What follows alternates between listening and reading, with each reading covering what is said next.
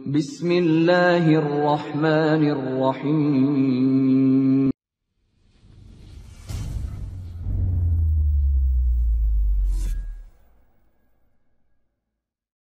Allahu Akbar, Allahu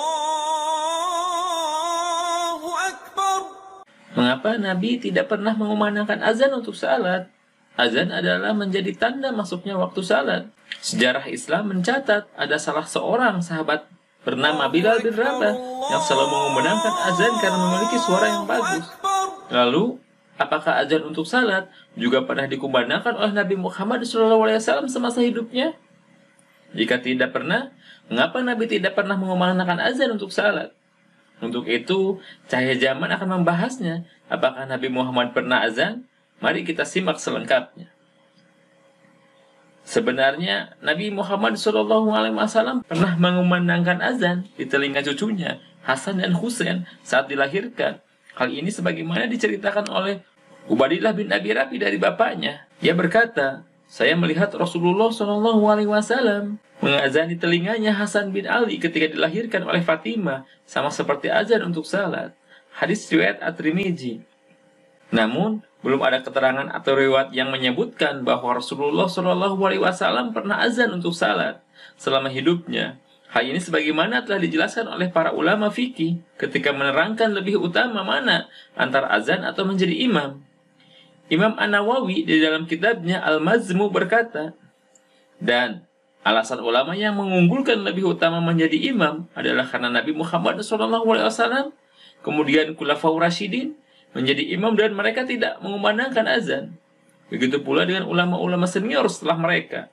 Dan jawaban mereka adalah karena Nabi Muhammad SAW lebih memperhatikan menjadi imam. Begitu pula dengan khalifah-khalifah dan imam-imam setelahnya. Mereka tidak mengumandangkan azan disebabkan mereka sibuk dengan urusan umat muslim yang tidak bisa digantikan dengan selain mereka. Mereka tidak ada waktu kosong untuk mengumandangkan azan dan kemuliaan waktunya. Adapun menjadi imam salat merupakan suatu keharusan bagi mereka. Inilah takwil yang kuat berdasarkan riwayat dengan sanad sahihnya Imam Al-Baihaqi dari Umar bin Khattab yang mengatakan, seandainya saya berkesempatan untuk mengumandangkan azan saat menjadi khilafah, maka saya akan mengumandangkan azan. Ulama fikih pun telah merumuskan hikmah-hikmah di balik Nabi Muhammad SAW tidak mengumandangkan azan untuk salat semasa hidupnya. Di antara hikmah tersebut adalah sebagai berikut. Yang pertama, jika Nabi Muhammad SAW menggunakan azan, maka dikhawatirkan orang yang tidak langsung menjawab seruan Nabi Muhammad SAW ini termasuk dalam kategori seperti dalam ayat Al-Quran surat An-Nur ayat 63. Maka hendaklah orang-orang yang menyalahi perintah Rasul takut akan ditimpa cobaan atau ditimpa azab yang pedih. Imam Al-Hitam di dalam kitab Mawahibul Jalil mengatakan bahwa azan ditinggalkan oleh Nabi Muhammad SAW karena jika Nabi Muhammad SAW mengatakan Hayya 'alas shalah,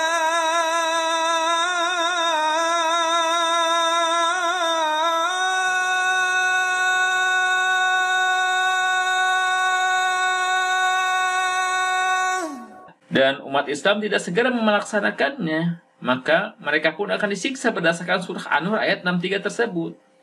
Kedua, Nabi Muhammad SAW adalah penyeru atau da'i, maka tidak boleh bersaksi atas dirinya sendiri, yakni ketika mengucapkan Asyhadu anna Muhammadar Rasulullah.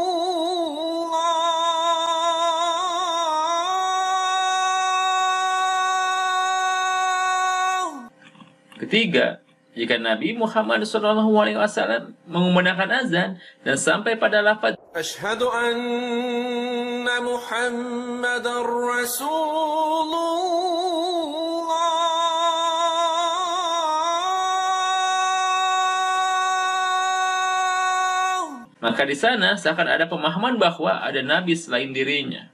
Keempat, azan itu yang tahu pertama kali lafaznya adalah di dalam mimpi sahabat Nabi Muhammad SAW, yakni Abdullah bin Zaid, bahwa bukan di dalam mimpi Nabi Muhammad SAW sendiri. Oleh karena itu, beliau mewakilkan kepada selain beliau untuk mengumandangkan azan. Kelima, kesibukan dan kesempitannya waktu Nabi Muhammad SAW untuk bisa mengumandangkan azan salat Hal ini sebagaimana diterangkan oleh Imam Al-Bahuti dari mazhab Hanbali di dalam kitabnya Kasaful Khana. Beliau berkata, sesungguhnya Nabi Muhammad SAW dan para khilafah setelahnya tidak berkesempatan mengumandangkan azan salat adalah karena kesempitan waktu mereka untuk melaksanakan hal itu.